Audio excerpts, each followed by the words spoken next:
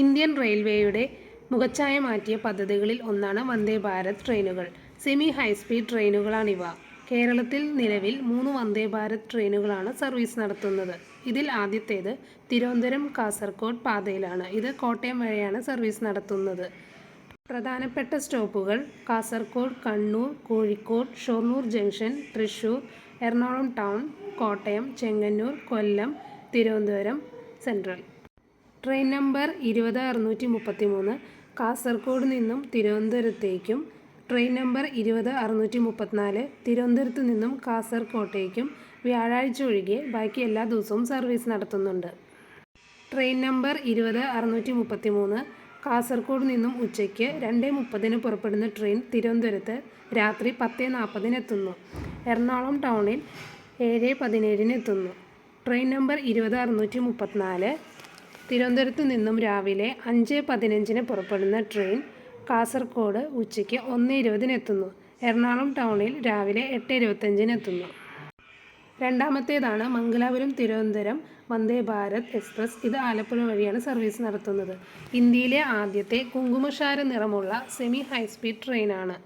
ബുധനാഴ്ച ഒഴികെ ബാക്കി എല്ലാ ദിവസവും സർവീസ് നടത്തുന്നുണ്ട്.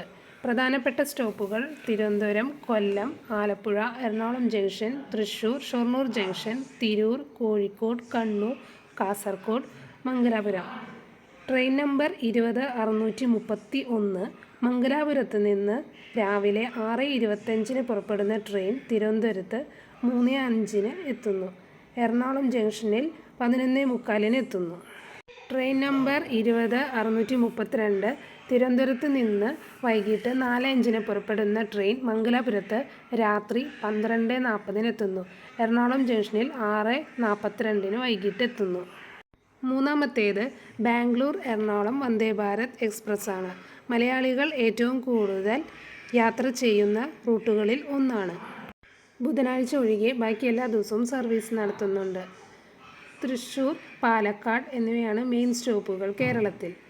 ട്രെയിൻ നമ്പർ 26651 ബാംഗ്ലൂരിൽ നിന്നും രാവിലെ 5:10 പുറപ്പെടുന്ന ട്രെയിൻ എറണാകുളത്ത് ഉച്ചയ്ക്ക് 1:50 എത്തുന്നു. ട്രെയിൻ നമ്പർ 26652 എറണാകുളം ജംഗ്ഷനിൽ ഉച്ചയ്ക്ക് 2:20 പുറപ്പെടുന്ന ട്രെയിൻ ബാംഗ്ലൂരിൽ രാത്രി 11 എത്തുന്നു. ലോകോത്തര റെയിൽവേ സേവനങ്ങൾ നൽകുക എന്ന സർക്കാരിൻ്റെ ലക്ഷ്യത്തിൻ്റെ ഭാഗമാണ് ഈ ട്രെയിനുകൾ.